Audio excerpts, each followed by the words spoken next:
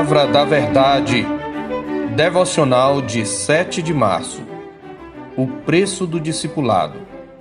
Então disse Jesus a seus discípulos: Se alguém quer vir após mim, a si mesmo se negue, tome a sua cruz e siga-me.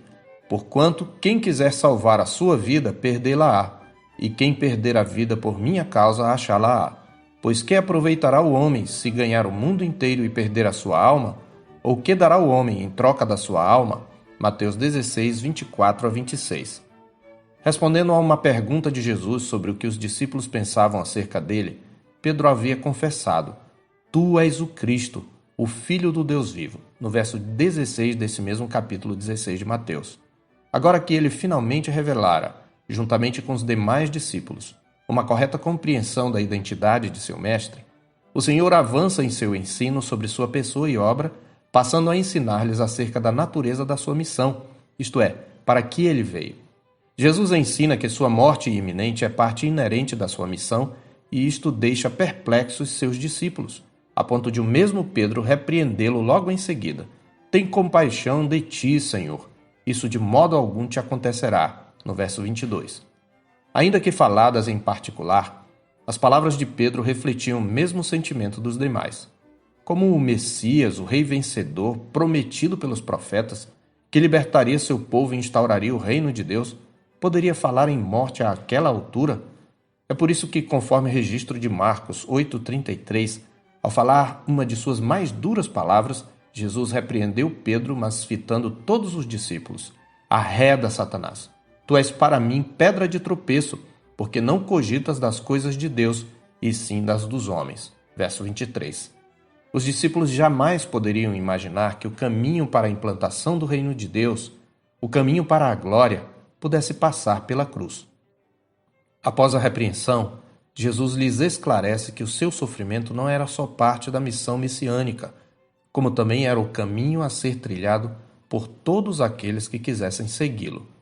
É por isso que, conforme ainda o registro de Marcos, ele convocou toda a multidão para ouvir suas palavras. Eis o preço de ser discípulo de Cristo. Embora o sofrimento e morte do Filho de Deus tenham uma natureza e significado singulares, pois somente sua morte traz redenção, há um sentido em que aqueles que quiserem segui-lo devem trilhar o mesmo caminho percorrido pelo Senhor. Se alguém quer vir após mim, a si mesmo se negue, tome a sua cruz e siga-me, disse ele. Jesus já havia afirmado que fora enviado pelo Pai para que todo o que nele crê não pereça, mas tenha a vida eterna, em João 3,16. Todavia, a genuína fé salvadora envolve renúncia. Você precisa renunciar todas as suas crenças anteriores, todos os seus sonhos, toda a sua vontade e a sua própria vida. Seu ego tentará todos os dias retomar as rédeas.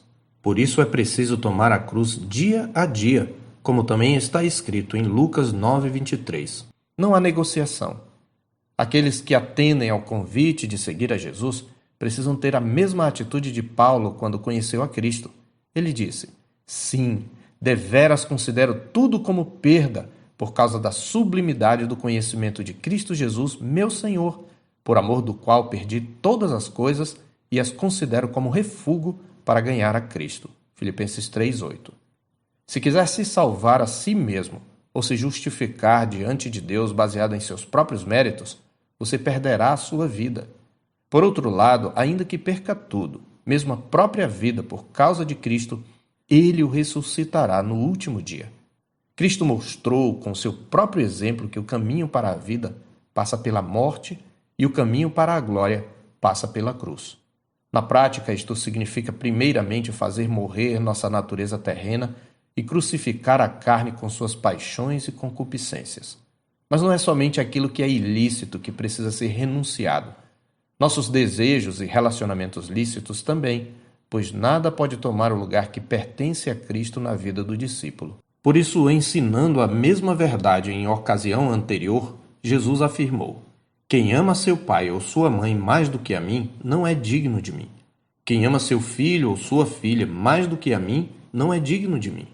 E quem não toma a sua cruz e vem após mim, não é digno de mim, conforme Mateus 10, 37 e 38.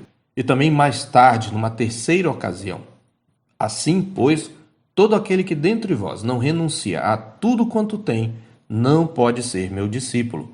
Lucas 14:33. O caminho do discipulado é um caminho de contínua renúncia por amor de Cristo.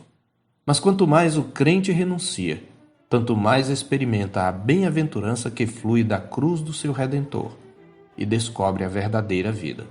Eu sou o pastor Marcos Augusto, pastor da Terceira Igreja Presbiteriana de Boa Vista, em Roraima. Tenha um bom dia na paz do Senhor Jesus.